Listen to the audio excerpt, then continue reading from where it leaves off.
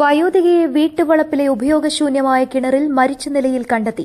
പൂക്കോട്ടുംപാടം തോട്ടക്കര പരേതനായ തോട്ടുങ്ങൽ കുഞ്ഞുമുഹമ്മദിന്റെ ഭാര്യ ഖദീജയെയാണ് വൈകിട്ട് 5 മണിയോടെ വീടിനോട് ചേർന്നുള്ള കിണറിൽ മരിച്ച നിലയിൽ കണ്ടെത്തിയത്. 86 വയസ്സായിരുന്നു. ഉച്ചയ്ക്ക് വീട്ടുകാർക്കൊപ്പം ഉറങ്ങാൻ കിടന്നതായിരുന്നു. 3 മണിയോടെ ഖദീജയെ കാണാതാവുകയായിരുന്നു. തുടർന്ന് പോവാൻ സാധ്യതയുള്ള ഇടങ്ങളിലെല്ലാം തെരഞ്ഞെങ്കിലും കണ്ടെത്താനായില്ല. വാർദ്ധക്യ സഹജമായ മാനസിക പ്രശ്നങ്ങളുമുണ്ടായിരുന്നു. ഇതേ തുടർന്നാണ് കിണറിൽ പരിശോധന നടത്തിയത്. കിണറിൽ ചാടിയിട്ടുണ്ടെന്ന സംശയത്തെ തുടർന്ന് ഫയർഫോഴ്സിനെ വിവരമറിയിക്കുകയായിരുന്നു. 5 മണിയോടെ നിലമ്പൂരിൽ നിന്നും എത്തിയ അഗ്നിശമന സേനയിലെ ഫയർ ഓഫീസർമാരായ റൂമേഷ്, ശ്രീരാജ് എന്നിവർ ഏകദേശം 60 അടിയോളം താഴ്ചയുള്ള കിണറിൽ ഇറങ്ങി നടത്തിയ പരിശോധനയിലാണ് മൃതദേഹം ലഭിച്ചത്. കരക്കെത്തിച്ച മൃതദേഹം നിലമ്പൂർ ജില്ലാ ആശുപത്രി മോർച്ചറിയിലേക്ക് മാറ്റി.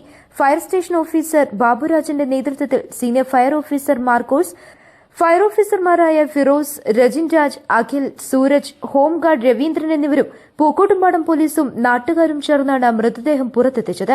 ഹഫ്സത്ത്, പരേതരായ മുഹമ്മദ് അലി, സുലൈഖ എന്നിവരാണ് ഖദീജയുടെ മക്കൾ. പോക്കർ, ബേബി എന്നിവർ മരുമക്കളാണ്.